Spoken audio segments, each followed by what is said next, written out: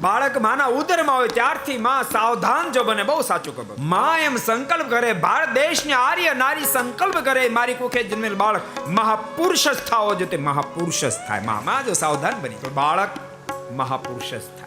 બાળક જ્યારે માતાનું ઉદરમાં હોય ત્યારથી માં ખૂબ સાવધાન બની વર્તે, પરમાત્માની કથા વાર્તાનું શ્રવણ કરે, કીર્તન બોલે, ધૂન બોલે, પોતાના હાથે સારા કાર્યો કરે, બધાની સાથે મીઠો સંબંધ રાખે, કોઈ અતિથિ આવે તેને પ્રેમથી દાન કરે, અતિ આનંદથી સાસુ સસરા સંબંધી બધાની સાથે આનંદથી રહે, નિત્ય પ્રભુના દર્શન કરવા માટે મંદિરે જાય અને પ્રભુની પૂજા કરે અને સંકલ્પ કરે. પોતાના ઉદરમાં જ્યારે બાળક હોય ને ત્યારે પોતાના ઉદર પર હાથ ફેરવતા ફેરવતા બાળકના આશીર્વાદ આપતે એમ કે બેટા તું મહાપુરુષ બનજે. તો બાળકને આશીર્વાદ પ્રાપ્ત થશે. પછી દીકરો જન્મે દીકરી જન્મે, બાપ બંને એ કુખને ઉજાળે એવા મહાપુરુષ બનશે, મહાન નારી બનશે. આ સનાતન સત્ય છે. બાળક જેવું નિરખશે, જેવું અનુભવશે એવી જ એની સ્થિતિ પ્રાપ્ત થશે.